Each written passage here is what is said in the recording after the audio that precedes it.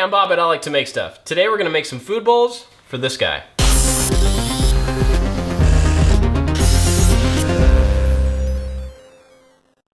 This project was inspired by and sponsored by Crafted. It's a new kind of dog food, and I'll tell you more about it later, but right now let's get to the project. I started with a scrap of 1/2-inch plywood, but I wanted it to look thicker, so I cut some strips down to 1 inch thick of 3/4-inch ply. I set these in place and measured the gap to find the length of the end pieces. Once those were cut, they were just glued and clamped in place. The outside edge of this will get trimmed up later. Just be aware that when you clamp these down, the glue makes the pieces of wood slide around a little bit. As you apply clamping pressure, just be sure to realign the outside edge. I had a block of walnut that I wanted to use for the legs. You could use anything. In this case, the walnut was pretty rough, so I had to cut it to length and then run it over the joiner just to get one smooth edge on each piece. I also put the pieces through the planer to clean up the outside faces. I put the joined edge against the fence and ran them through the table saw to clean up the opposite edge. Then I cut them down into 1-inch strips. After deciding on the leg shape, I figured out the angle with an angle finder and transferred it to the miter saw. I also marked each piece so that I knew which direction the cuts needed to be. Then I could just line up the pieces and make the cuts. The sizes here weren't very exact because I could always come back and adjust. I just wanted to make sure that I had enough material and the angles were cut in the right direction. I tested and trimmed down a couple of times to get the final length on these. Once they were cut to size, I attached them with pocket holes. Let me quickly say something about pocket holes. They're not right in every situation, but they're also not wrong in every situation. People seem to have a pretty extreme opinion one way or the other about them.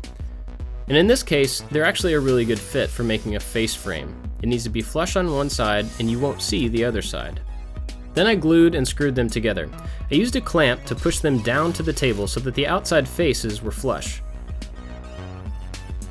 You want these to be really tight joints because that helps with strength. I did the same for the bottom piece and made sure to clamp it really tightly both times. And finally, I sanded it down with some 220 grit paper. With the panel drying out of the clamps, I squared off all 4 faces on the table saw. I found the center of the panel and then drew a circle with a compass. The circle matches the size of dog bowls that I bought. I split the difference on each side and drew a circle for each one of them as well. I actually had to redraw these circles on the top of the panel because the jigsaw didn't have room to get around. I lightly sanded up the rough opening and then did the same for the other 2 circles. On the leg assemblies, I made a 3/4-inch mark so I knew where to countersink some holes for screws.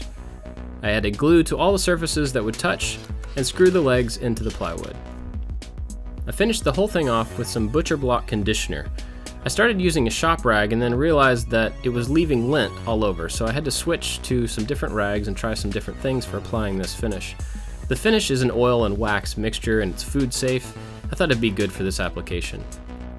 So I'm not going to show you, but the last thing to do would be to put a protective coating on this plywood because dog slobber and water is going to get on it and that's going to make it separate if it's not protected. So even though I put some wax on here, I'm going to go back and put polyurethane or something like that both on the top and on the sides and on the inside of that ring to protect it from water. You also may be wondering why there are 3 bowls. Well, because I have 2 dogs. They share a water bowl and they have their own food bowls. Obviously, if you only have 1 dog, you don't need 3 bowls, but this is made specifically for my dogs. And that brings me to the sponsor, Crafted. They look at dog food the same way I look at my projects. I make my projects purpose-built, made specifically for someone or for something. And I make them out of materials that I really like. I really like walnut. I really like when you sandwich plywood together and you can see all the layers.